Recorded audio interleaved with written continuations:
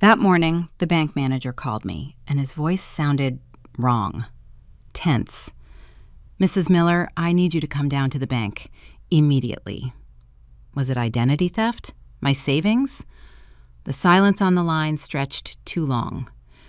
"Mrs. Miller, your daughter Sarah is here, but she's with a woman who looks exactly like you." I felt the floor tilt beneath my feet. "Impossible," I whispered. "Sarah is in St. Louis. She isn't coming back until Friday." "Mrs. Miller, please, just get here," the manager insisted. "I think someone is trying to impersonate you."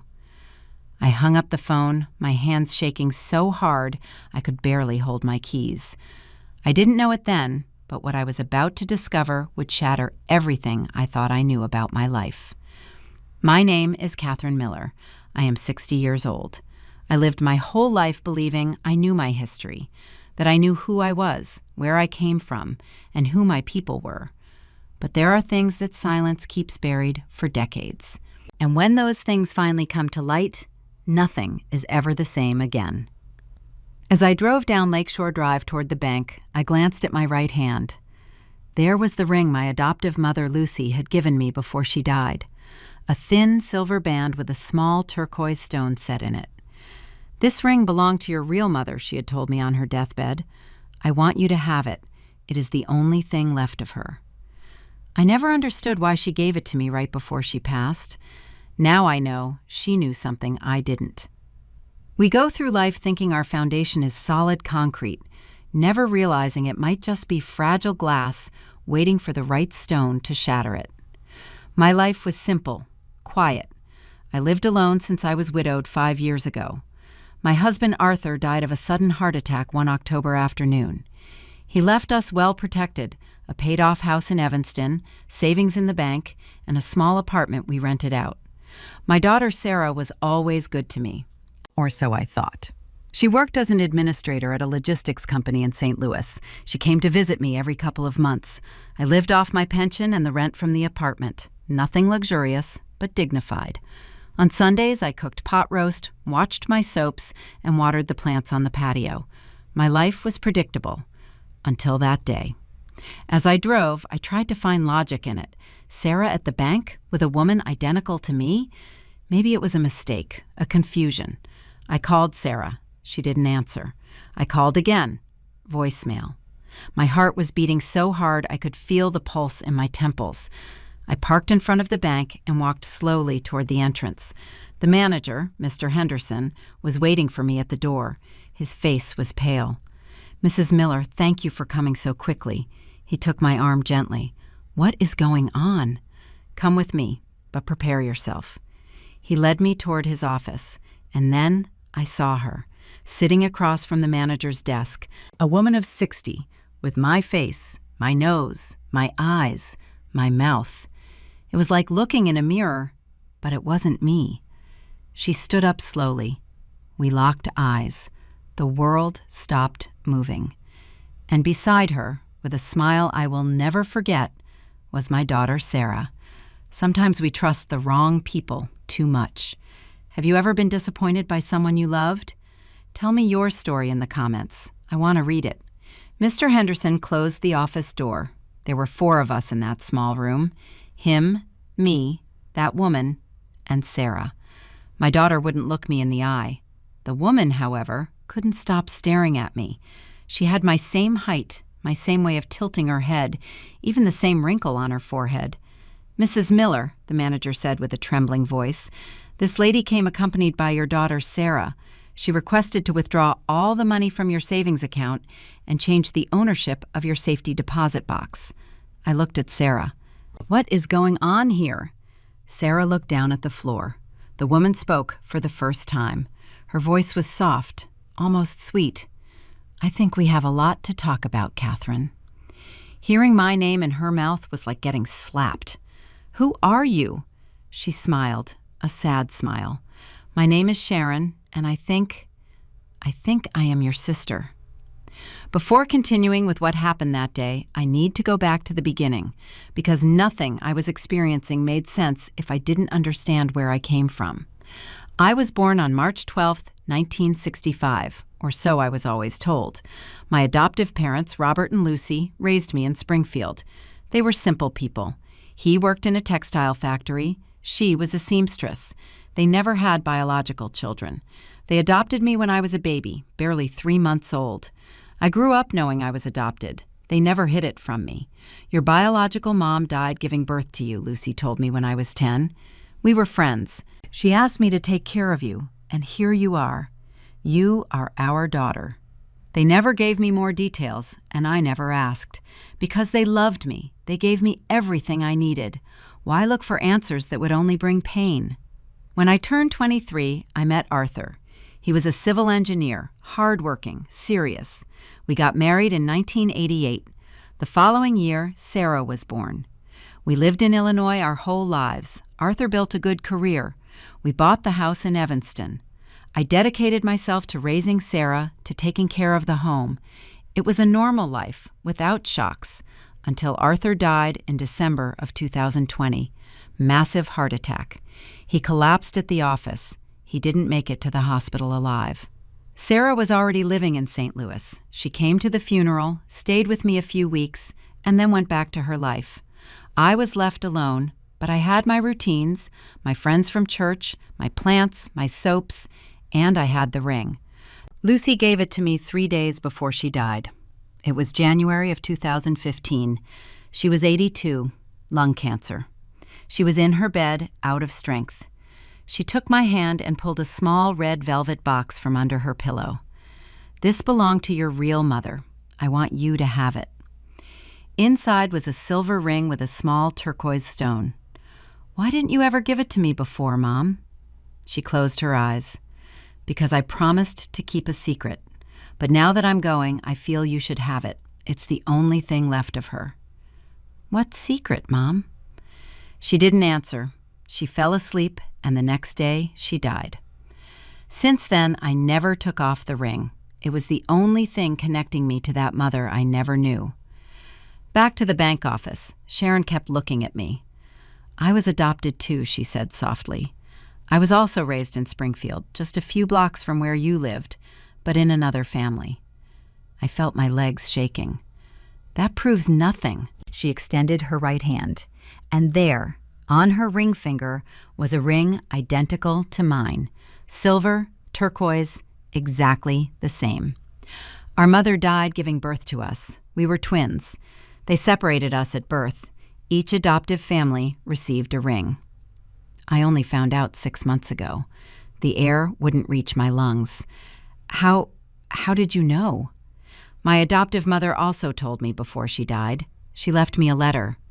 In that letter, she said I had a twin sister, that we had been separated because the biological family couldn't raise both of us, that each was given to a different family. I looked at Sarah. Did you know this? Sarah swallowed hard. Mom, How long have you known Sarah? Silence. Sharon took the floor. Sarah contacted me 3 months ago. She investigated my name in the public records after she found some old documents in your house. She looked for me, found me, and told me everything. I felt the world splitting in two. Why didn't you tell me anything, Sarah? My daughter didn't answer. Mr. Henderson cleared his throat. Mrs. Miller, do you wish for me to call the police?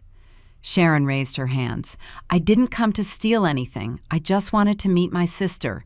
Sarah told me you didn't want to know about me, that you had said you didn't believe in those stories. That's why I came to the bank, to prove to you that I am real. I looked at Sarah with eyes full of tears. You told her that? You told her I didn't want to know her? Sarah stood up. Mom, can we talk about this at home? Answer me! The scream came from the deepest part of my chest. Sarah closed her eyes. Yes, I told her that. I walked out of the bank without saying another word. Sharon followed me to the street. Catherine, please, I just want to talk to you. I turned around. I don't know who you are. I don't know if all this is true, but what I do know is that my daughter lied to me, and that is the only thing that matters right now. I got into my car and drove back home with my hands shaking on the steering wheel. I didn't know if I was angry, confused, or scared. Maybe all three. The only thing I knew was that my life had just broken into pieces. and I didn't know how to put it back together. While I tell all this, I wonder where you might be listening to me. Write the name of your city in the comments. I got home and locked the door. I sat in the living room, in the same armchair where Arthur used to read the newspaper on Sundays. I looked at the ring on my hand, that small silver band I had carried for 10 years without really knowing what it meant. Was it possible? Did I have a twin sister? And why had Sarah lied to me? The phone rang. It was Sarah. I didn't answer. It rang again, and again, and again. On the 4th try, I picked up. "Mom, please, let me explain." "Explain what, Sarah? That you lied to me? That you brought a stranger to the bank to impersonate me?" "It wasn't like that, Mom. I just wanted—" "What did you want? To rob me?" There was a long silence. "Mom, you don't understand. That woman appeared out of nowhere 3 months ago. She messaged me on Facebook. She told me she was your twin sister, that she had proof. I investigated, and everything added up. And why didn't you tell me anything? Because I knew you wouldn't believe me. You've always been like that. You never wanted to know anything about your past. Every time I asked you about your biological mom, you changed the subject." It was true.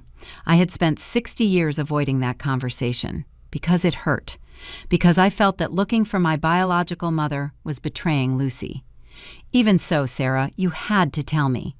"I know, Mom, but Sharon asked me to help her. She wanted to meet you, and I thought if I brought her to the bank, if I showed you she was real, you would have to listen to her." "And why the bank? Why not my house?" Another pause. "Why?" "Because she needed money, Mom." I felt my stomach turn. "What?" "Sharon is sick. She has diabetes. She needs treatment. She doesn't have insurance. I thought if you met her, if you saw that she really is your sister, maybe you would help her." "And that's why you tried to take my money without my permission?" "No, Mom. I told the manager it was you. I thought we could withdraw something for her medicine, and then I would explain everything to you. But he realized something didn't add up. That's why he called you." I closed my eyes. "Sarah, that is fraud." I know. It was stupid, but I just wanted to help her. She's your sister, Mom. She's family." "I don't know her, Sarah. I don't know if she's my sister. I don't know if all this is true. And even if it were, you had no right to do this." "Mom, please." I hung up. That night I couldn't sleep. I stayed in bed, staring at the ceiling, turning everything over in my mind. Was Sharon really my sister? Or was she a con artist who had manipulated Sarah? And Sarah? Did she really just want to help? Or was there something else behind all this? I thought of Arthur. He always knew what to do in moments like this. He was the sensible one, the one who thought clearly. I needed him now more than ever. But he wasn't here anymore. Loneliness isn't just an empty house. It's having 1,000 questions and no one to help you find the answers. The next morning, I called the bank. Mr. Henderson answered immediately. "Mrs. Miller, good morning. How are you holding up?" "Mr. Henderson, I need to know something. That woman, Sharon, did she show you any ID?" "Yes, ma'am. She showed me a state ID. The name was Sharon Stevens, date of birth, March 12th, 1965, the same as yours." My heart skipped a beat. "The same date?" "Exactly the same, ma'am. That's why it was so strange. 2 identical women with the same birth date. I had never seen anything like it." "And what else did she tell you?" "Not much. Your daughter Sarah did most of the talking.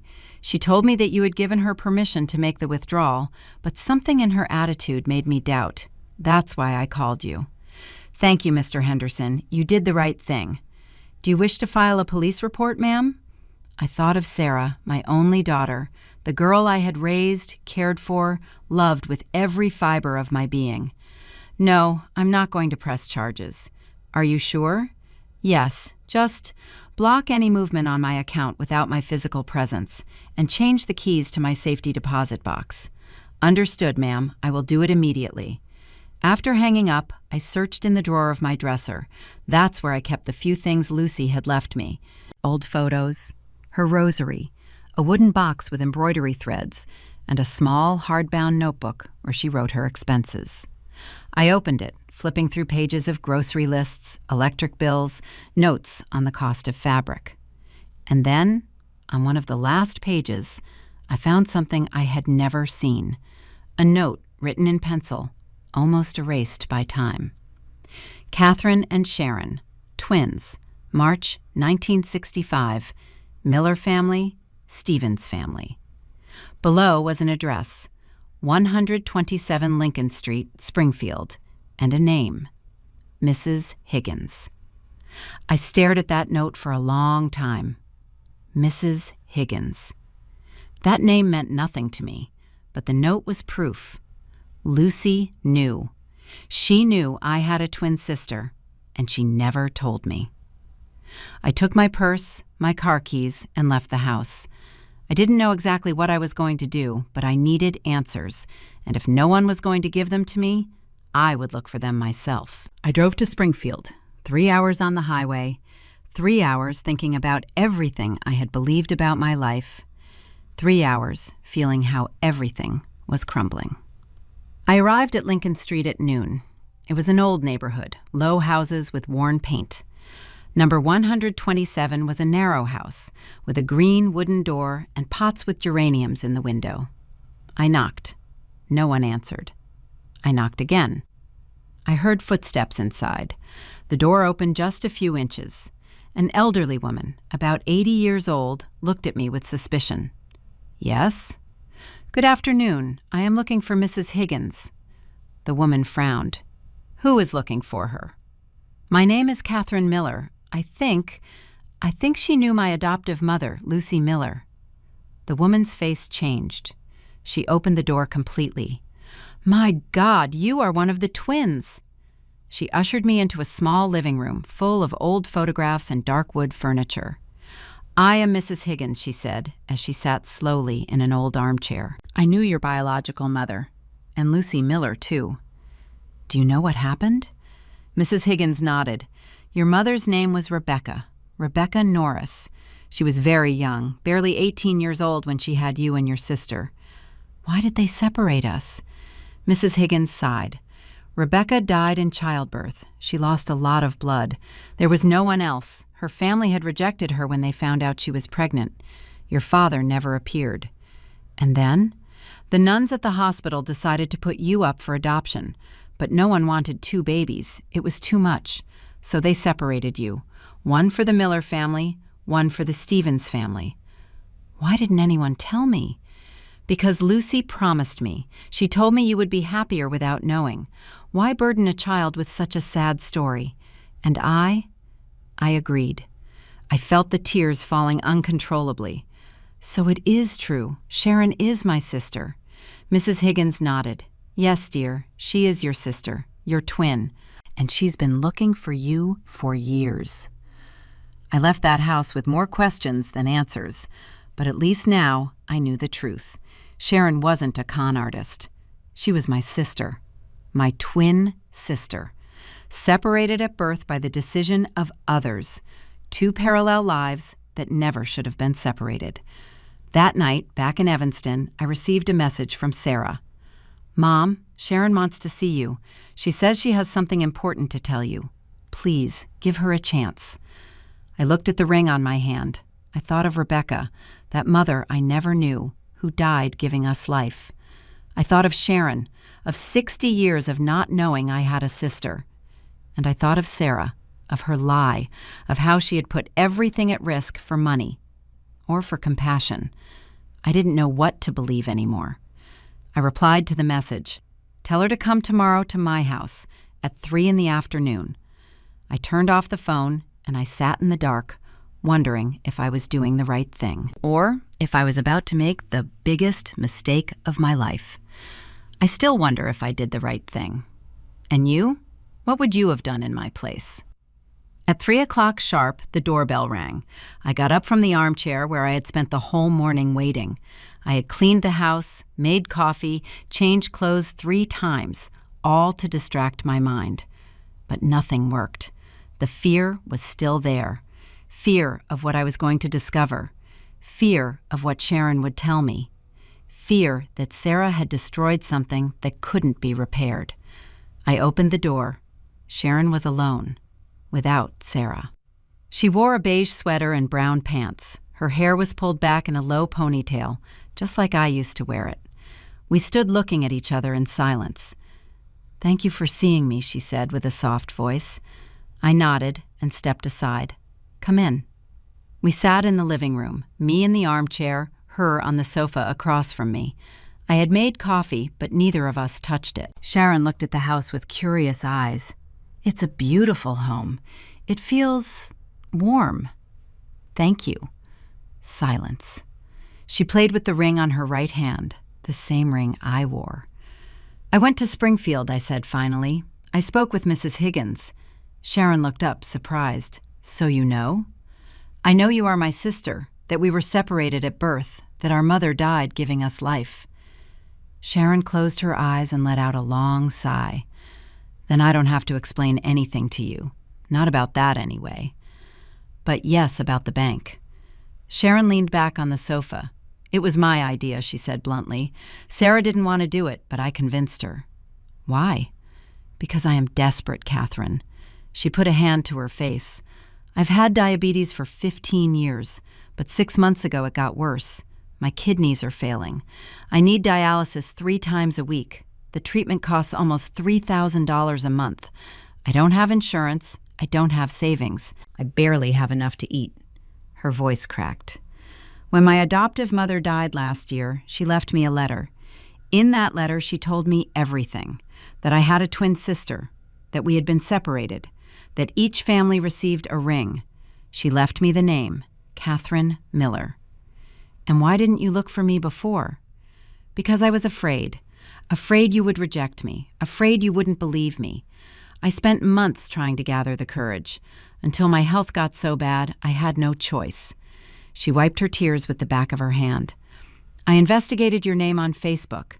I found Sarah's profile. I wrote to her. I told her everything. I sent her photos of the ring, of my birth certificate, of my mother's letter. Sarah investigated on her own, and when she confirmed everything was true, she told me she would tell you. But she didn't. No, because according to her, you never wanted to know anything about your past, that every time she asked, you changed the subject. So she decided to help me without telling you anything." "How?" Sharon lowered her gaze. "She told me that if I impersonated you at the bank, we could withdraw money from your account for my treatment, that afterwards she would explain everything to you, that you would understand." I felt my blood boiling. "That is fraud, Sharon. That is a crime." "I know, and I regret it. But when you are so desperate, when you see death approaching, you do things you never believed possible." We sat in silence. I tried to process everything, to understand, to separate myself from the anger, to see the situation clearly. "How much do you need for the treatment?" I asked finally. Sharon looked at me surprised. "I didn't come to ask you for money, Catherine." "But you need it?" "Yes, but that's not why I wanted to meet you. I just wanted to know I wasn't alone in the world, that I had family, that someone shared my blood." Her eyes filled with tears again. "I spent 60 years feeling incomplete, like I was missing a half. And when I knew I had a twin sister, everything made sense. Something inside me broke, because I had felt that too, that feeling of emptiness, that something was missing. I always attributed it to the absence of my biological mother, but now I understood it was something else. It was Sharon. It was that half I never knew existed." "Tell me about yourself," I said softly. "Tell me how your life was." Sharon smiled sadly. "I lived my whole life in Springfield. My adoptive parents were humble people. My dad was a construction worker. My mom cleaned houses. They raised me with a lot of love, but with little money." "Did you study?" "Until high school. Then I had to work. I was a waitress, a cashier. I cleaned houses. I married at 22 with a man I met at church. His name was Frank. He was good, hardworking." "Did you have children?" Sharon shook her head. "We couldn't. We tried for years, but they never came. Frank died 8 years ago, stomach cancer." "I'm sorry." "I was left alone, without children, without a husband. My adoptive parents had already died by then. I had no one. She dried her tears. That's why when I discovered I had a sister, I felt God was giving me a second chance. Listening to her story broke my heart, because while I had a stable life, a husband who loved me, a daughter, a home of my own, Sharon had fought alone all her life, and now she was sick, alone, without resources. "Where do you live now?" I asked. "In a room I rent in Cicero. I came here 4 months ago to be closer to the hospitals. I do the dialysis treatment at General Hospital." "And what do you live on?" "I do sewing, clothing alterations, but I can work less and less. My hands shake from the diabetes, and after the dialysis, I'm so weak I can barely get up." I felt a lump in my throat. This woman was my sister, my twin, and she had spent 60 years without knowing it. 60 years of loneliness that could have been different. "Stay for dinner," I said suddenly. Sharon blinked. "What?" "Stay for dinner. I'm going to make something, and we're going to talk. I want to know everything about you, everything I missed." Sharon put her hands to her chest. "Really?" I nodded. "You are my sister, Sharon. I don't know what's going to happen with all this. I don't know if I can forgive the bank thing. I don't know if I can trust Sarah. But what I do know is that I don't want to lose you now that I've found you." We had dinner in the kitchen. I made tomato soup and grilled cheese. Simple, homemade food. Sharon ate slowly, savoring every bite. "It's been a long time since I ate something so good," she said with a smile. "You can come whenever you want. The doors of this house are open to you." Sharon took my hand. "Thank you, sister." It was the first time someone called me that, and I felt something in my chest healing. After dinner, we sat in the living room to look at photos. I showed her old albums, photos of my wedding with Arthur, of Sarah when she was a baby, of my adoptive parents. Sharon looked at every photo with attention, as if she were memorizing every detail. "You look a lot like your adoptive mom," she said, pointing to a photo of Lucy. "They always told me that. Although we didn't share blood, people swore we were biological mother and daughter. Love does that. We look like those who love us." When it got late, I called an Uber for Sharon. "I don't want you going back alone on public transport at this hour." "You don't have to do that." "Yes, I do. You are my sister, and I am going to take care of you." Sharon hugged me. It was a long hug, a hug that carried 60 years of absence. "See you soon," I told her. "See you soon, sister." That night, before sleeping, Sarah called me. "Mom, how did it go with Sharon?" "Good. We talked, we had dinner together." "Really? You're not angry?" I sighed. "I'm still angry, Sarah. Why did you lie to me? Why did you put my assets at risk? Why did you do something illegal?" "I know, Mom, and I'm sorry. I really am. But I also understand you did it because you wanted to help. And that says something good about you." Sarah fell silent. "Do you forgive me?" "Not yet, but someday I will." 2 weeks passed. Sharon came to visit me every 3 or 4 days, sometimes just to drink coffee, sometimes she stayed to eat. Little by little, we got to know each other. We discovered we had the same gestures, the same habits. We both bit our lower lip when we were nervous. We both hated cilantro. We both woke up early, before dawn. It was like looking in a mirror of time, seeing what could have been, what should have been. One day, Sharon arrived paler than usual. "Are you okay?" I asked, worried. "Yes, just tired. Yesterday was dialysis." "How much does each session cost?" $250, but with the medication and everything." "And how many do you need a month?" 12, 3 a week." I did the mental calculation. $3,000 a month, maybe more with meds. It was a huge amount for someone with nothing. That night I reviewed my finances. I had savings from Arthur's life insurance. I had the rent from the apartment. I had my own pension. I could help her. I could pay for her treatment, at least for a while. The next day I called Sharon. "I need you to come to my house. I have something to tell you." She arrived an hour later, worried. "Did something happen?" "Sit down." We sat in the living room. I took out an envelope I had prepared. "This is for your treatment. It's $10,000, enough to cover a few months of dialysis and meds." Sharon froze. No, I can't accept this. Yes, you can, and you are going to accept it, because you are my sister, and family takes care of family. Sharon broke down crying. I don't know how to thank you. You don't have to thank me for anything. Just promise me you're going to take care of yourself, that you're going to go to all your appointments, that you're not going to miss a single session. I promise. While I tell all this, I wonder where you might be listening. Write the name of your city in the comments. A month passed. Sharon improved notably. She had more energy, more color in her face, more life in her eyes. I continued paying for her treatment. I gave her another check, and although it was a big expense, seeing her recover was worth every penny. But then, something changed. Sharon started asking me for other things. Sister, could you lend me money for rent? They are threatening to evict me. I gave her $2,000. Sister, my refrigerator broke down. Could you help me? I gave her $800.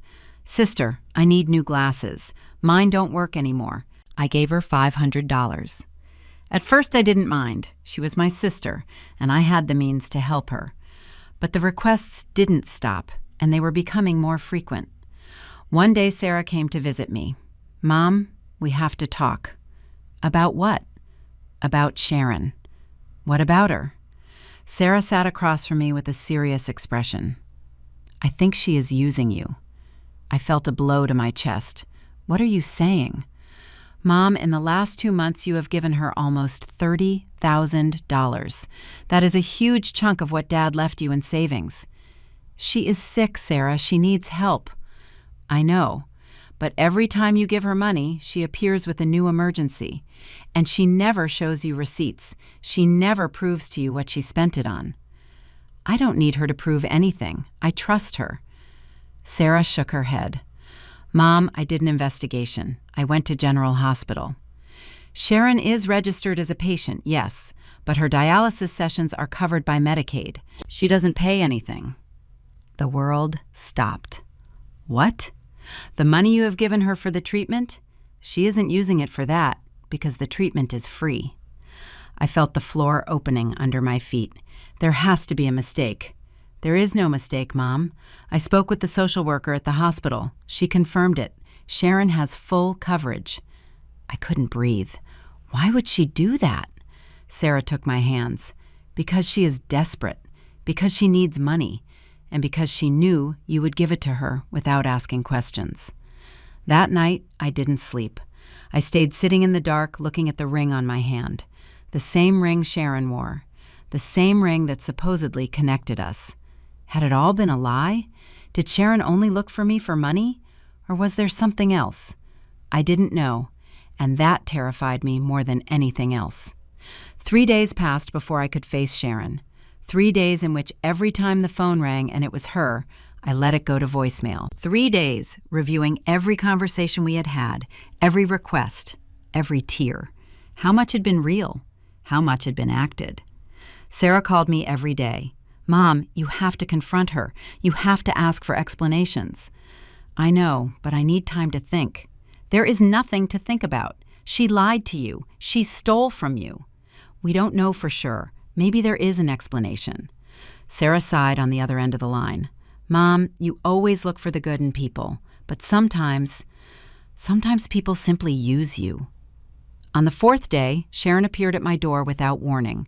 It was 10 in the morning. I was in the kitchen making coffee when I heard the doorbell. I looked out the window. It was her.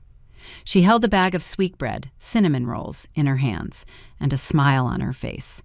For a moment, I hesitated to open, but I needed answers. I opened the door. Sister, good morning. I brought cinnamon rolls. I know you like them. I let her pass without saying anything. Sharon left the bag on the kitchen table. Are you okay? You haven't answered my calls. I've been busy. Did something happen? I sat at the table and looked her straight in the eye. Yes, something happened. Sharon stood there bewildered. What's wrong, Catherine? Sarah went to General Hospital. I saw the color disappear from her face. Why would she do that? Because she wanted to confirm you were receiving the treatment, and she discovered something interesting. Silence. She discovered that your dialysis sessions are covered by Medicaid. that you pay nothing." Sharon opened her mouth, but no sound came out. "Is it true?" I asked with a calm but firm voice. Sharon let herself fall into a chair. She covered her face with her hands. "Yes, it's true." I felt something break inside me. "Why, Sharon? Why did you lie to me?" She raised her face. Her eyes were full of tears. "Because I have other debts, Catherine. Debts I didn't tell you about. Debts that are suffocating me." "What debts?" "When Frank died, I was left with $30,000 in hospital debt. Then, when I got sick with diabetes, I borrowed from a loan shark to pay for the first consultations before I got on Medicaid. It's $20,000, with interest." She wiped her tears with the back of her hand. "The loan shark charges me $1,000 in interest every month. If I don't pay, he threatens me. He tells me he's going to take the little I have. That's why I lied to you about the cost of the dialysis, because I needed the money, but I knew if I told you the truth, you wouldn't help me." I remained silent, processing. "Why did you think I wouldn't help you?" "Because a debt with a loan shark is different. It's shameful. It's a sign that I made bad decisions. And I didn't want you to see me like that. I wanted you to see me as your sister, not as a failure." Her voice broke completely. "All my life I have been poor, Catherine. All my life I have fought alone. And when I found you, when I saw you had a beautiful house, that you had had a stable life, I felt envy, and I felt hope. I thought maybe you could help me get out of this hole." I closed my eyes. "Sharon, I would have helped you if you had told me the truth." "Really? Would you have given me $20,000 to pay a loan shark, without judging me, without asking why I was so stupid to ask those people for money?" I didn't answer, because she was right. Maybe I wouldn't have done it. Maybe I would have told her to look for another solution. Maybe I would have been less generous. "Was it all a lie then?" I asked with a broken voice. "The ring, being my sister, was it all to get money out of me?" Sharon stood up suddenly. No, Catherine, not that. I am your sister. That is real. The ring is real. My mother's letter is real. All that is true." She approached me with desperation. "The only thing I lied about was the money. But the rest is true. I swear it's true." I wanted to believe her. God knows I wanted to believe her. But trust, once broken, is difficult to repair. "I need you to leave, Sharon." "Catherine, please." "I need time. I need to think. I can't do this right now." Sharon nodded slowly. She took her purse and walked toward the door. Before leaving, she stopped. "I'm sorry I lied to you. I'm sorry I ruined the only good thing that had happened to me in 60 years. And she left. I stayed sitting at the kitchen table for hours, looking at the bag of cinnamon rolls she had left, thinking about everything, about the conversations we had had, about the laughs we had shared, about how, for the first time in my life, I hadn't felt alone. Had it all been an act? Or was there something real amidst the lies? That night, Sarah came to see me. "Did you talk to her?" "Yes." "And?" "She told me she has debts with a loan shark. That's why she needed the money." Sarah crossed her arms. "And you believed her?" "I don't know." "Mom, this is a pattern. First it was the bank, then it was the lies about the dialysis. Now it's a loan shark. Don't you see that every time you confront her, she has a new excuse? Maybe they aren't excuses. Maybe it's the truth." Sarah shook her head. "Or maybe she is a very good con artist." "What would you do in my place?" I asked her. Sarah sat next to me. "I would cut all contact, recover what I can of the money, and go on with my life." "Just like that? That easy?" "That easy." "But she is my sister, Sarah." "You don't know her, Mom. You've barely been talking for 2 months. That isn't enough to trust someone like that." I knew Sarah was right in part, but I also knew there was something else, something Sarah didn't understand, because she had never felt that emptiness, that hole of not knowing where you come from, of not having roots. Sharon was my only connection to my origin, to my biological mother, to that half of me that was always lost. How could I simply cut her from my life? 2 weeks passed. Sharon didn't look for me again. She didn't call, didn't write, didn't appear, and that worried me more than I wanted to admit. One afternoon, while I was watering the plants on the patio, I found an envelope under the door. I picked it up. It was addressed to me in shaky handwriting. Inside was a letter. "Catherine, I don't know if you'll read this. I don't know if you still want to hear from me, but I need to tell you some things. You are right to be angry. You are right to doubt me. I lied to you, and there is no excuse for that. But there is something you need to know. When I met you, when I saw you for the first time in that bank office, I felt that finally my life made sense. Because all my life I felt incomplete, like I was missing a part. And you were that part. I know I made mistakes. I know I ruined the chance to have a true relationship with you. But I want you to know that the affection I felt for you was real. The conversations, the laughs, the afternoons drinking coffee, all that was real. The money? Yes, I needed it, desperately. And yes, I lied to you about how I would use it. But I never sought you out just for money. I sought you out because you are my sister, because you are my family, because I needed to know I wasn't alone. I understand if you don't want to see me again. I understand if, for you, I no longer exist. But before you erase me from your life, I want you to know this. Our mother was named Rebecca, and according to Mrs. Higgins, the last thing she said before dying was, "Take care of my girls. Take care of my 2 girls." She loved us, Catherine. Even though we never knew her, even though she died giving us life, she loved us. And I love you too, as a sister, as the family I never had. Forgive me. Sharon. I read the letter 3 times, and each time the tears fell harder. Because in the middle of all the pain, of all the confusion, there was something I couldn't deny. Sharon was my sister, and I loved her too. That night I called Sarah. "I need you to help me with something." "What is it, Mom?" "I need to know if the loan shark story is true. I need to confirm if Sharon really has those debts." "What for? Are you going to help her again?" "I don't know, but I need to know the truth, the whole truth."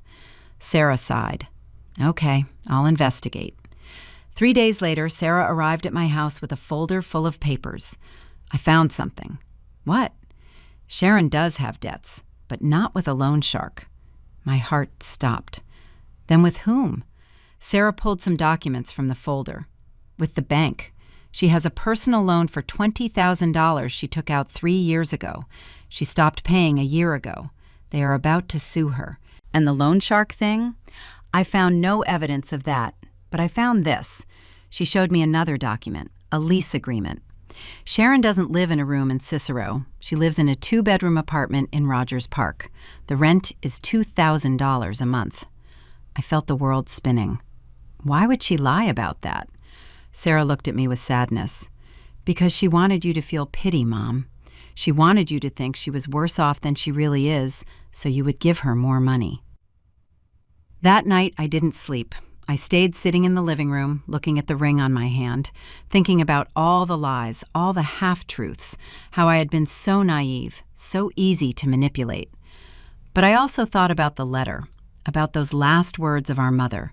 "Take care of my girls. Take care of my 2 girls." Was that true? Or was it another lie? The next day, I dialed Sharon's number. It rang 4 times before she answered. "Catherine?" Her voice sounded surprised, hopeful. "We need to talk, in person, tomorrow at 3, in my house." "I'll be there." I hung up and looked out the window. The sky was gray. A storm was approaching. And I knew that the next day, when Sharon arrived, we would have the hardest conversation of our lives. A conversation that would define if we were truly sisters or if everything had been an illusion. I still wonder if I did the right thing. And you? What would you have done in my place?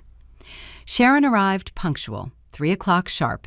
She had her hair down and wore a simple beige dress. She looked tired, thinner than the last time. I opened the door and let her in without a word. We sat in the living room, the same place where we had shared coffee so many times.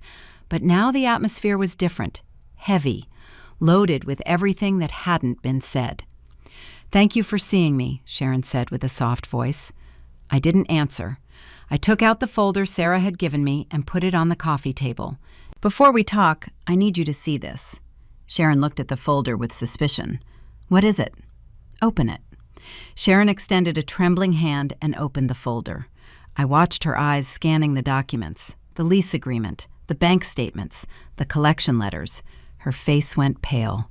Where did you get this? My daughter investigated, because I needed to know the truth. Sharon closed the folder and pushed it away from her. I see. You don't live in a room in Cicero, do you? Silence. There is no loan shark, is there? Sharon looked down. No.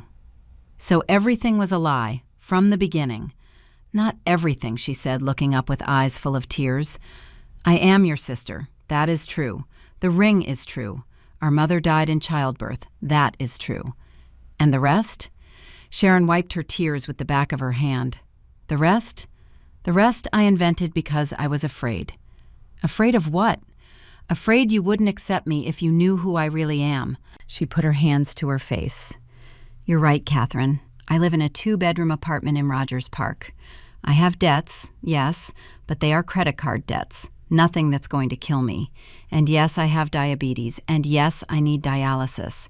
But Medicaid covers it all. Then why did you lie? Sharon took a breath before speaking.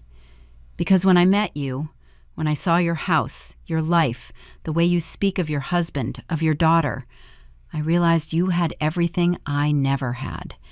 And I felt rage. I felt life had been unfair. Her voice trembled. You had parents who gave you an education, a husband who loved you, a daughter, a paid-off house, stability. I had to work since I was 14. I married a good man, but poor. We could never have children. I was left a widow without a penny. I have spent the last 8 years barely surviving. That didn't give you the right to lie to me. I know, but in that moment I thought you owed me something, that life owed me something, that if destiny had separated us at birth, at least it could give you the opportunity to compensate for everything I didn't have. I stayed silent, processing her words. So all this was revenge? Resentment? No, it wasn't revenge. Sharon leaned forward. It was desperation, Catherine. It was need. It was the fear of being left alone again. You weren't alone. I was here. I wanted to meet you. I wanted to be your sister. But you had a condition, Sharon said firmly. You wanted a perfect sister. A sister who wasn't a burden. A sister who didn't have problems. That's not true. No? Then tell me, Catherine. If I had come into your life telling you, hi, I'm your sister, I'm poor, I have debts, I need constant economic help, would you have received me with open arms? I didn't answer because the truth was, I didn't know. Maybe I would have been more cautious. Maybe I would have set limits from the beginning. Maybe I wouldn't have opened my heart so fast. Exactly, Sharon said, seeing my silence. That's why I lied to you. Because I wanted you to love me before you knew I am a disaster. I wanted you to see the sister, not the burden. But by lying to me, you destroyed any possibility of me trusting you. I know, and I regret it. Every day I regret it. Sharon stood up, walked to the window, and looked out. Do you know what the worst part of all this is? What? That for the first time in my life, I felt I had family, that I had someone. And I ruined it myself. Her voice cracked. I spent 60 years alone, 60 years feeling I didn't belong anywhere. And when I found you, when I discovered I had a sister, I thought finally my life would make sense. But I couldn't leave it at that. I had to complicate it. I had to lie, because that is the only thing I know how to do when I am afraid of losing something. I felt something move in my chest, something between compassion and sadness, because I understood that fear, the fear of not being enough, the fear of being abandoned. Were our mother's last words real? I asked suddenly. Sharon turned around. What? In your letter you wrote that our mother said, "Take care of my girls, take care of my 2 girls. Is that true? Sharon looked down. I don't know. Mrs. Higgins told me, but I don't know if it's true, or if she just wanted to console me. So that isn't certain either? No, nothing is certain, Catherine, except that we are sisters. That is the only thing I know with certainty. We stood in silence for a long time, me looking at the ring on my hand, her looking out the window. I don't know if I can forgive you, I said finally. Sharon nodded without looking at me. I understand. But I also don't know if I can cut you from my life. Sharon turned around, surprised. What? You are my sister, and even though you lied to me, even though you used me, there is still something in me that wants to know you, that wants to know who you are beyond the lies. Sharon walked toward me. Are you giving me another chance? I don't know. Maybe. But it would have to be different. Different how? No lies, no manipulations, no secrets. If we are going to be sisters, it has to be from the truth, from total honesty, even if it hurts, even if it's uncomfortable. Sharon knelt in front of me. I promise I won't lie to you again. That's what you said last time. I know, but this time is different. This time I understand what I lost, and I don't want to lose it again. I looked her in the eyes, those eyes that were so similar to mine, those eyes that carried 60 years of pain, of loneliness, of survival. Okay, I said finally, one last chance.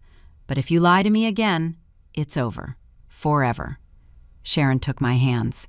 I won't fail you, I swear. But in the bottom of my heart, a little voice told me that maybe I was making a mistake, that maybe I was being too naive, that maybe Sharon would lie again. Because people don't change overnight, and patterns of behavior are difficult to break. Sometimes the heart forgives before the mind understands why. 2 weeks passed. Sharon came to visit me every 3 days like before, but now it was different, more cautious, more conscious of every word she said. One day she brought me photos, old photos of her childhood. These are from when I was 6 years old. Here I am with my adoptive parents at Washington Park. I looked at the photos with attention, a small girl with dark hair and big eyes, just like I was at that age. We look a lot alike, I said. We are identical, Sharon answered with a sad smile. We kept looking at photos. Sharon at her first communion, Sharon at her wedding with Frank, Sharon at her adoptive mother's funeral. Each photo was a window to a life I never knew, a parallel life to mine. 2 girls who grew up just a few miles apart without knowing the other existed.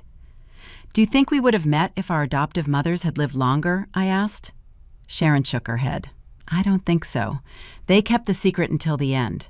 I think they were afraid of what would happen if we met. Afraid of what? Afraid of losing us. Afraid we would want to be with the other family. Afraid the love they had for us wasn't enough. That night, Sarah called me. How is everything going with Sharon? Better, I think. Do you trust her? I sighed. I'm trying. Mom, just be careful. I don't want you to get hurt again. I know, honey, but I have to try, because if I don't, I'm always going to wonder what would have happened. A month passed. Sharon didn't ask for money. She didn't invent emergencies. She didn't lie, at least not that I knew of. Little by little, I started to trust again. Little by little, I started to believe that maybe people could change. And then, one Saturday afternoon, the doorbell rang. I opened the door. It was a man I didn't know, tall, about 50 years old, with a serious expression. Mrs. Catherine Miller? Yes, that's me. I have a summons for you. He handed me an envelope. A summons? For what? It's a lawsuit for fraud and breach of contract. The plaintiff is your sister, Sharon Stevens. The world stopped. What? You have 30 days to present your defense to the court. The man left. I stood in the door, holding the envelope with trembling hands. I opened the envelope. I read the document, and I felt the floor opening under my feet. Sharon was suing me. She alleged that I had defrauded her, that I had promised her economic aid for her medical treatment, a verbal contract of support, and that afterwards, when she needed it most, I had withdrawn support abruptly, putting her at risk of death. She was asking for promissory estoppel. She wanted me to pay the money I supposedly promised her, plus damages. In total, $60,000. I couldn't breathe. I couldn't think. I couldn't believe what I was reading. I dialed Sarah with shaking hands. "Mom, what's wrong?" Sharon sued me. What? She is suing me. She says I defrauded her, that I promised her help and then abandoned her. She wants $60,000. Sarah fell silent on the other end of the line. "I'm coming over. Don't speak to anyone. Don't sign anything. I'm on my way." I hung up the phone. I sat in the armchair and looked at the ring on my hand. That ring that was supposed to connect us. That ring that represented the love of a mother we never knew.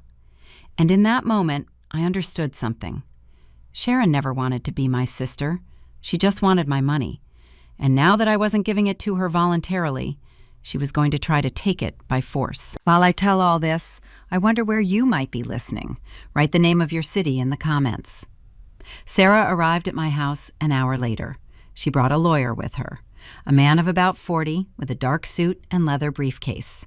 "Mom, this is Mr. Davis. He specializes in civil law." I told him what is happening. The lawyer extended his hand. "Mrs. Miller, I am very sorry for this situation. Can I see the lawsuit?" I handed him the envelope with hands still trembling. Mr. Davis read the document in silence.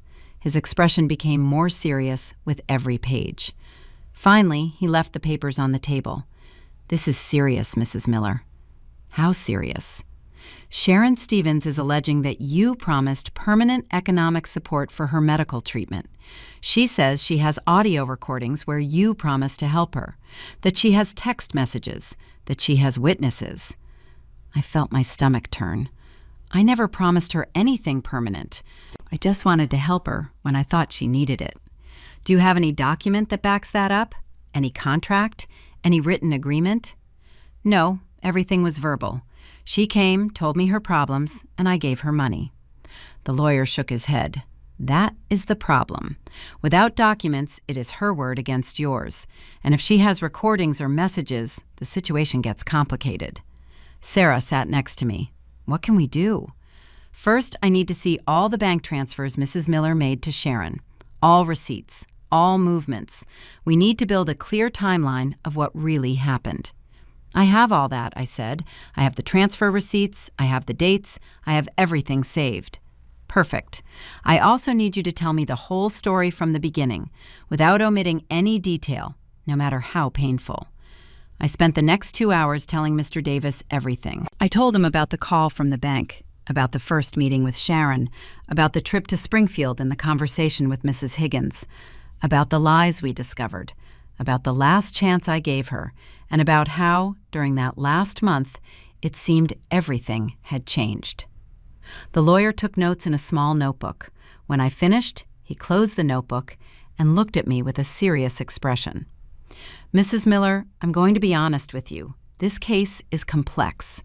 Sharon built a very convincing narrative. She is the sick sister, poor, abandoned. You are the sister with resources who first helped and then withdrew support. That can look bad to a judge. But I didn't abandon her. She lied to me. She deceived me." "I know, but we need to prove it. And for that, we are going to need all the documents that demonstrate her lies. The fact that she lives in a better apartment than she said. The fact that Medicaid covers her treatment. The fact that she invented debts that don't exist. Sarah has all that. She investigated. Perfect. Then we will use that in our defense." Mr. Davis stood up. "I'm going to draft the response to the lawsuit. We have 30 days. Meanwhile, it is very important that you have no contact with Sharon. No calls, no messages, no visits, nothing. Anything you say can be used against you. And if she comes to look for me, don't open the door. Don't answer the phone. If she insists, call the police." I nodded, although I felt a lump in my throat.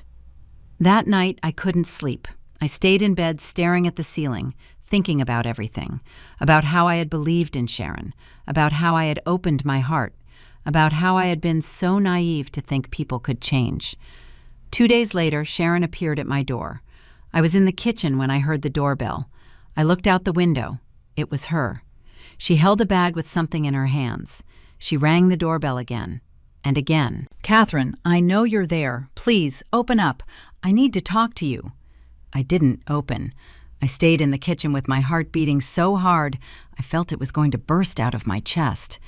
"Catherine, please. I didn't want to do this, but I had no choice. I need the money. I need you to understand." Her voice sounded desperate. "If you don't open, I'm going to have to go ahead with the lawsuit, and we are both going to get hurt. Please, let's talk. We can fix this." I wanted to open. I wanted to scream at her. I wanted to ask her how she could do this to me. But I remembered the lawyer's words, no contact. Sharon stayed outside for 20 minutes, ringing the bell, calling me, pleading. Finally, she gave up. I heard her steps walking away, and the silence returned.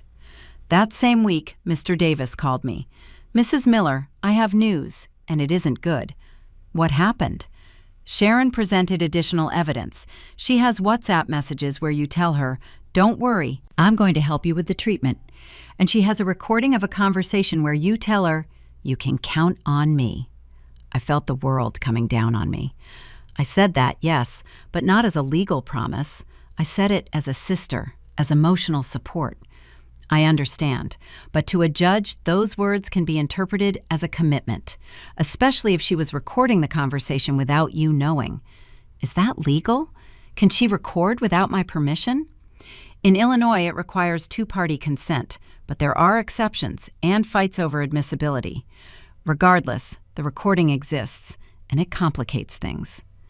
2 more weeks passed. Mr. Davis worked on the defense, collecting evidence, preparing arguments. Meanwhile, I lived in a state of constant anxiety. I didn't leave the house. I didn't sleep well. I barely ate. Sarah came to see me every day. "Mom, you have to take care of yourself. This is going to make you sick." "I can't help it, honey. I feel so stupid." "So naive." "You aren't stupid. You are a good person who trusted someone who didn't deserve it." "And if I lose the trial?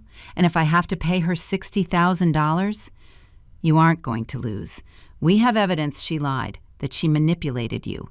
The judge is going to see that."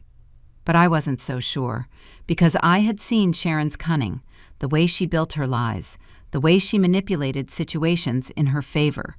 A month after the start of the lawsuit, there was a preliminary hearing. Mr. Davis accompanied me to the courthouse. Sarah came too. We entered a small room with gray walls and old furniture. The judge was an older man, about 65, with thick glasses. And there was Sharon, sitting on the other side of the room, with her lawyer beside her. We looked at each other. I expected to see guilt in her eyes. I expected to see regret. But what I saw was determination, coldness, as if I were a stranger, as if we had never shared anything. The judge reviewed the documents. "All right, we are here for the preliminary hearing of the case Stevens versus Miller. Are the parties ready to present arguments?" Sharon's lawyer stood up. She was a young woman, about 30, dressed in a black suit. "Yes, Your Honor, we are ready." "Go ahead." The lawyer began to speak. She described Sharon as a sick woman, vulnerable, who had sought her twin sister with the hope of finding family support. She described how I, supposedly, had promised to help her with her medical treatment, how I had given her money for 2 months, and how suddenly, without any explanation, I had cut all contact. My client was left destitute, Your Honor, without resources to continue her treatment, facing the risk of dying from renal failure, all because Mrs. Miller decided she no longer wanted to keep her promise. I felt the rage rising in my throat. I wanted to scream. I wanted to stand up and tell the truth. But Mr. Davis took my arm. "Calm down. It will be our turn to speak." When Sharon's lawyer finished, the judge looked to our side. "Does the defense wish to present arguments?" Mr. Davis stood up. "Yes, Your Honor. With all due respect, the narrative you just heard is incomplete. My client, Mrs. Catherine Miller, acted in good faith. She helped her sister because she believed she was in a desperate situation. But that belief was based on lies." He presented the documents, the lease agreement showing Sharon didn't live in a humble room, The general hospital records confirming her treatment was covered, the inconsistencies in her statements. My client didn't abandon Ms. Stevens, Your Honor. My client discovered she was being scammed, and when she confronted Ms. Stevens with the truth, she responded with this lawsuit. This isn't a case of abandonment. It is a case of extortion. The judge listened in silence. He reviewed the documents both parties had presented. Finally, he spoke. This case requires a deeper investigation. I'm going to order more evidence be presented. I want to see all bank transfers. I want to see Ms. Stevens' complete medical records. I want third-party testimonies. The next hearing will be in 6 weeks. He banged the gavel. Session adjourned. We left the courthouse in silence. Sarah took my arm. "How do you feel, Mom?" "Tired, very tired." "We're going to win this. You'll see." I wanted to believe her, but deep down, I felt I had already lost something I could never recover. Because beyond the money, beyond the lawsuit, I had lost the illusion of having a sister. I had lost the hope that destiny could repair what it had broken 60 years ago. I had lost trust in people, and that isn't recovered with any judicial sentence. That night I sat in the living room. I looked at the ring on my hand, and for the first time since Lucy had given it to me, I had the urge to take it off, to put it in a drawer, To forget it ever meant anything. But I didn't, because that ring didn't represent Sharon. It represented Rebecca, our mother, that woman who died giving us life, who never had the chance to raise us, who never knew how the story of her 2 girls ended. And in her memory, I decided I wasn't going to let Sharon destroy me. I was going to fight. I was going to defend myself. I was going to recover my dignity, not for revenge, but for justice, because what is right deserved to be defended, even if it hurt, even if it broke my heart. I still wonder if I did the right thing. And you? What would you have done in my place? 4 weeks passed. Mr. Davis worked tirelessly gathering evidence. Sarah accompanied me to every appointment with him, and I tried to keep myself whole. One morning I received a call from Mrs. Higgins, the elderly woman from Springfield, the one who had told me the story of our mother. "Catherine, I need to see you. I have something important to tell you." "What is it, Mrs. Higgins?" "I can't tell you over the phone. Can you come to Springfield?" I drove the 3 hours to her house.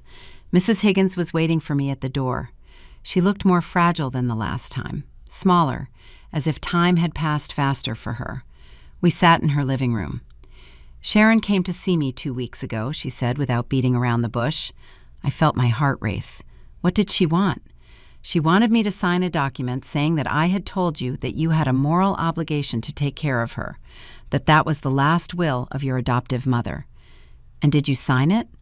Mrs. Higgins shook her head. "No, because it's a lie, and because I saw something in her eyes I didn't like." Mrs. Higgins stood up slowly and went to an old cabinet. She took out a metal box. "There is something I didn't tell you the last time you came, something I promised to keep, but I think it is time." She opened the box. Inside were old documents, yellowed photographs. She took out a manila envelope. "This is Rebecca's death certificate, your biological mother." She handed me the document. I read it with trembling hands. Rebecca Norris died March 12, 1965. Cause, postpartum hemorrhage. "Keep reading," Mrs. Higgins said. My eyes went down the document. Number of children born? 1. The world stopped. "What?" "You weren't twins," Mrs. Higgins said with a broken voice. "Only you were born. Sharon was born 2 days later, to another mother, another family." I couldn't breathe. How is that possible? The nuns at the hospital managed many adoptions. Sometimes, when there were babies no one wanted, they changed the papers. They gave them similar birth dates. They delivered them to families, telling them stories to make them feel special. Mrs. Higgins wiped her tears. "Sharon was born on March 14th to a woman named Rose Stevens. That woman also died in childbirth. But you weren't sisters, not even distant cousins." I felt everything crumbling. The ring? The nuns gave identical rings to some adoptive families. It was their way of making the adoption seem more special, more connected. So, did Sharon know? Mrs. Higgins nodded slowly. Her adoptive mother left her a letter, but that letter didn't say she had a twin sister. It said there was another adopted girl with a similar ring, that they shared the story of mothers who died in childbirth. Nothing more. Sharon built the whole story of the twins. I understood everything suddenly. Yes, she investigated my name. She saw I had the approximate same birth date. She saw the physical similarities, which are coincidence, not genetics, and she built a perfect narrative. Mrs. Higgins took my hands. I'm sorry, Catherine. I should have told you from the beginning, but I was afraid, and Sharon threatened me. She threatened you? She told me if I said anything, she would sue me too, that I would ruin the only chance she had to get out of poverty. I left that house with the death certificate in my hands, with the truth, with proof that everything had been a lie from the beginning. That same afternoon, I went directly to Mr. Davis's office. I showed him the document. His eyes went wide. This changes everything. Can we use it? We can and we must. This proves fraud. It proves her entire lawsuit is based on a lie. She not only lost the case, she will likely face criminal charges. But that night, alone in my house, I didn't feel victory. I felt empty, because for 2 months, I had believed I had a sister. I had believed my life had a connection to someone, that I wasn't alone in the world, and it had all been a lie. I thought of Sharon, of her desperation, of her loneliness, of how she had built that whole story because she also didn't want to be alone. But she had done it the wrong way, lying, manipulating, hurting. I made a decision Sarah wouldn't understand, a decision that maybe was foolish, but it was the right one. I called Mr. Davis. Mr. Davis, I am not going to present the death certificate at the hearing. What? Mrs. Miller, that is our best evidence. With that, we win the case immediately. I know, but I want to do something else. What do you want to do? I want to speak with Sharon, in private, before the next hearing. That is not recommended. You can be present yourself. But I need to talk to her. I need to understand why she did all this. The lawyer sighed. Okay, but I will be there, and we are going to record the conversation. 2 days later, we met at the lawyer's office. Sharon arrived with her attorney. We sat in a conference room. Sharon looked at me cautiously. I put the death certificate on the table. I know the truth, Sharon. She looked at the document, and I saw the color disappear from her face. We aren't sisters. We never were. Sharon stayed silent. Her lawyer took the document. She read it and went pale. I need a moment alone with my client. We left the room. 10 minutes later, they called us back. Sharon had red eyes. It's true, she said with a broken voice. We aren't sisters. I knew it from the beginning. Why did you do it? Because I was desperate. Because I saw in you the chance to have what I never had. Family, security, someone to take care of me. She wiped her tears. I know it was wrong. I know I hurt you. But when I met you, when I saw how good you were, a part of me wished it were true, that we really were sisters. I looked at her in silence. I am going to drop the lawsuit, I said. Everyone looked at me surprised. But on one condition. What? That you use the money I gave you to pay your real debts, that you get psychological treatment, and that you never look for me again. Sharon broke down crying. I don't deserve your compassion. No, you don't deserve it, but I deserve peace, and this gives it to me. I stood up. I'm not going to report you. I'm not going to ruin you, but I'm also not going to keep you in my life. This is our goodbye. I walked out of that office with a broken heart, but also with dignity, because I chose forgiveness over revenge, not for Sharon, but for me. 6 months passed. Sharon signed a legal agreement committing to drop the lawsuit and never contact me again. I signed a document waiving pressing charges for fraud. And that's how it all ended, at least legally. Sarah didn't agree with my decision. Mom, that woman stole $30,000 from you. She lied to you. She manipulated you. And you just let her go? Yes, I let her go. Why? Because carrying hate would do more damage to me than to her. Because I chose to recover my peace, not my money. Sarah shook her head. You are too good for this world, Mom. I'm not good. I'm just tired of fighting. I returned to my routine, my plants, my soaps, my afternoon coffee with friends from church.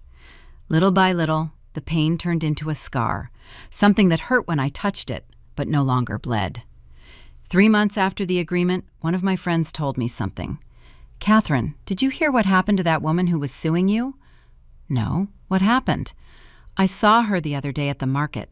She looked bad, very thin, walking with difficulty. She was holding her chest.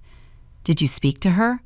No, but I heard she lost her apartment, evicted for non-payment. I didn't say anything, but that night I thought of Sharon, of how life has strange ways of balancing things. I had given her money to pay her debts, but according to my friend, she had lost her home anyway. A month later, another friend told me more. They say Sharon tried to get money out of another family. She told them she was a distant cousin, showed them fake documents. But the family investigated and discovered the truth. They reported her. Reported her? Yes, now she has a legal process on her for fraud. I felt a strange mix of sadness and justice. I wasn't happy about her suffering, but I couldn't deny that her own actions had led her there. 5 months after that, I received a call. It was from General Hospital. Mrs. Catherine Miller? Yes, speaking. I'm calling from General Hospital. We have a patient here, Sharon Stevens. She is in serious condition. You appear as her emergency contact in her file. My heart skipped a beat. What happened to her? Acute renal failure. She stopped coming to her dialysis sessions 2 months ago. She is in the ICU. I hung up the phone with shaking hands. Sarah was with me when I got the call. What happened? Sharon is in the hospital, grave condition. Are you going to go? I looked at her. I don't know. That night I didn't sleep, thinking about whether I should go or not. Sharon had lied to me, used me, hurt me. But she was also a human being, someone who was dying, alone. The next morning I went to the hospital, not because I owed her anything, but because I owed it to myself not to become someone who turns their back on suffering. I entered the ICU. Sharon was in a bed, connected to machines. She looked small, fragile, nothing like the woman I had met months ago. When she saw me, her eyes filled with tears. Catherine. Her voice was barely a whisper. I sat in the chair next to her bed. What happened, Sharon? I stopped going to dialysis. I didn't have money for transport. I lost my home. I was living on the street. She closed her eyes. I tried to get money from another family, but they discovered me. They reported me. And then? Then I didn't have the strength to go on. The money I gave you? Where did it go? I used it to pay gambling debts. I had an addiction I never told you about, online gambling. I lost everything. More tears rolled down her face. I'm a disaster, Catherine. I always have been. And now?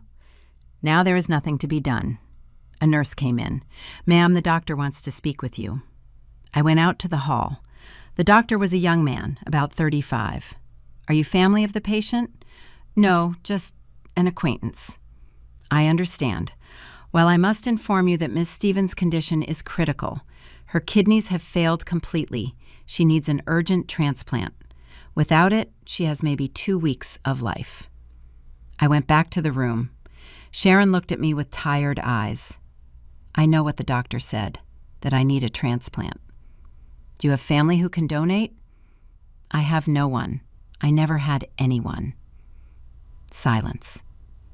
That's why I invented being your sister, because I wanted to have someone, even if it was a lie. I stayed a while longer with her. We spoke little. When I got up to leave, Sharon stopped me. Thank you for coming. You didn't have to. I know. Do you hate me? I looked at her. No, I don't hate you. But I also can't save you, Sharon. Your life is the result of your own decisions, and that is no longer in my hands. I left the hospital, and I didn't go back. 2 weeks later, the hospital called me again. Sharon had passed away. Does she have family we can notify? No, she has no one. Then the body will remain in state custody. I understand. I hung up the phone, and I felt a deep sadness, not for Sharon specifically, but for all the people who live and die alone, for all those who lie because they don't know how to ask for help, for all those who get lost in their own decisions. That night, Sarah came to visit me. "Mom, are you okay?" "Yes, just thinking." "About Sharon?" "Yes, and how life always collects its debts." Sarah sat next to me. "She made her own decisions, Mom. You aren't responsible for what happened to her." "I know, but even so, it is sad." I looked at the ring on my hand, the ring that no longer represented a sister I never had, but a lesson about truth, trust, and consequences. "Do you know what the most ironic thing of all is?" I told Sarah. "What?" "Sharon spent her life looking for someone to take care of her, to save her, but she never learned to take care of herself. And in the end, that was what destroyed her." Sarah hugged me. "You did the right thing, Mom. You forgave her. You gave her a chance. It's not your fault she wasted it." "I know, but still, it hurts. The pain means you are human, that you have a heart." Months passed. Life went on. I continued with my routine. But there was something different in me, something wiser, something that understood that kindness doesn't mean naivety, that helping doesn't mean letting yourself be used, and that forgiving doesn't mean forgetting. One day, while cleaning the garden, I thought about the last words Sharon had said to me in the hospital.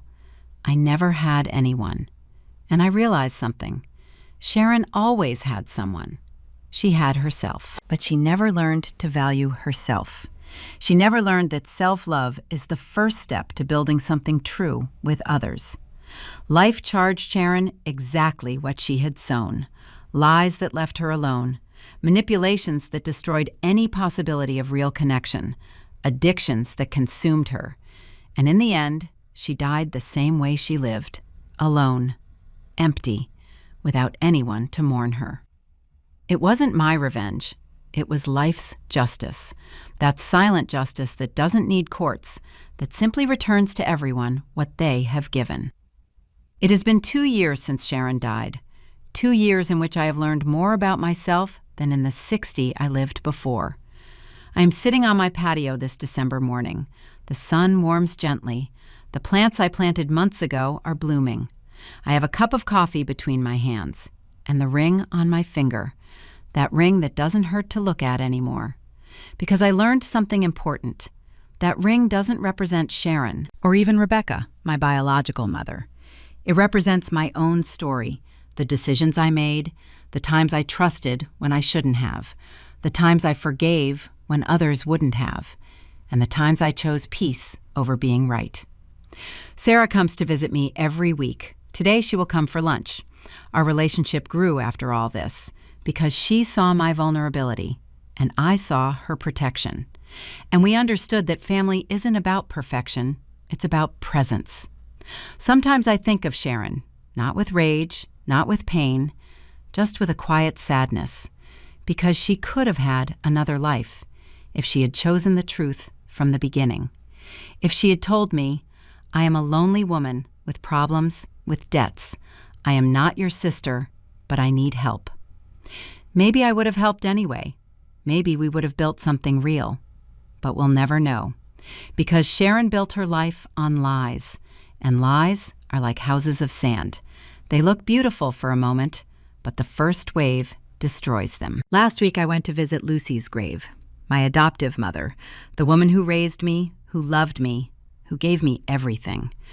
I put fresh flowers on her grave. "Thank you, Mom," I told her. "Thank you for loving me as if I were yours, because in reality, I always was." I understood something I didn't see before. Blood doesn't make family. Love does. Lucy was more my mother than Rebecca ever could be. Not because Rebecca didn't love me, but because Lucy was there. She was there when I got sick as a child. She was there when I had my first heartbreak. She was there when I married. She was there when Sarah was born. She was there until her last breath.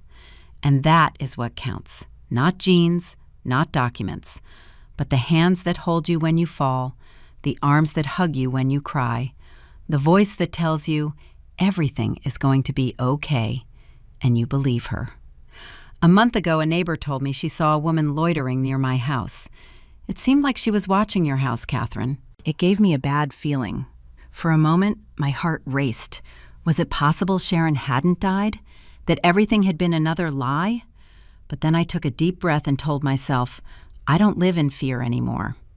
I investigated a little. It was just a woman selling cleaning products door to door, nothing more. But that moment taught me something, that trauma leaves tracks, that wounds heal, but scars remain. And that's okay, because those scars remind me what I survived, what I learned, what I won't allow again. Now I am more careful with my trust, not out of mistrust, but out of wisdom. I learned that kindness without limits isn't a virtue, it's naivety, and that taking care of others starts by taking care of myself. The money I lost with Sharon, I never recovered, $30,000. But it didn't ruin me either, because Arthur left me well protected, and because I learned to live with less, to value what I have, to not need so much to be happy. Sarah asked me recently, Mom, if you could turn back time, would you have opened that door the day Sharon arrived? I thought a lot about that question. Yes, I told her, I would open it again. Why? She did you so much damage. Because she also taught me. She taught me that I am stronger than I believed, that I can forgive without being a fool, that I can let go without hating. And that is priceless. Sarah hugged me. You are the wisest woman I know, Mom. I'm not wise, honey. I'm just a woman who has lived and who has learned from her mistakes. This afternoon, while I water the plants, I think of all the women who might be listening to my story. Women who have trusted who they shouldn't. Women who have been betrayed by family. Women who have given everything and received nothing in return. And I want to tell you this. You are not alone. Your pain is real. Your kindness was not stupidity. And the fact that someone hurt you doesn't mean you did something wrong. But I also want to tell you, learn to let go. Learn that you cannot save who does not want to be saved. Learn that forgiveness is for you, not for the one who hurt you. And learn that your value doesn't depend on who loves you. It depends on how you love yourself. I spent 60 years not knowing where I came from. I thought finding my sister would fill that void. But I was wrong. The void isn't filled with other people. It is filled with self-acceptance, with inner peace, with the certainty that it doesn't matter where you come from. It matters who you decide to be. And I decided to be someone who chooses dignity over revenge, someone who can look back without bitterness, someone who learned that life always collects its debts. I don't need to punish anyone. The universe takes care of that. Sharon died alone, without anyone to mourn her, without anyone to care for her in her last days. Was it sad? Yes. Was it unfair? No. It was the natural consequence of a life built on deceit. And I am here, in my house, with my daughter who visits me every week, with my friends from church who call me for coffee, with my plants that grow, with my peace. I don't have a twin sister. I never did. But I have something better. I have the certainty of who I am, of what I am worth, and that I deserve to surround myself with people who truly love me. If my story helps just one woman open her eyes, set boundaries, choose herself, understand that kindness doesn't mean letting yourself be used, then everything I lived will have been worth it. Because sometimes the hardest lessons are the ones that transform us the most, and pain, when we accept it, turns into wisdom. Today, I am 62 years old, and for the first time in my life, I feel complete. Not because I have everything, but because I learned to let go of what doesn't belong to me and to value what does. I look at the ring on my hand one last time, and I smile, because it no longer represents loss. It represents a lesson, and that lesson will accompany me the rest of my days. Thank you for listening until the end. If this story touched your heart, subscribe and hit the bell to hear more stories of women who transformed their pain into wisdom. Every day, a woman, a life lesson. Share this story with someone you love. Sometimes a story like this can change a whole day. God bless you, and until next time.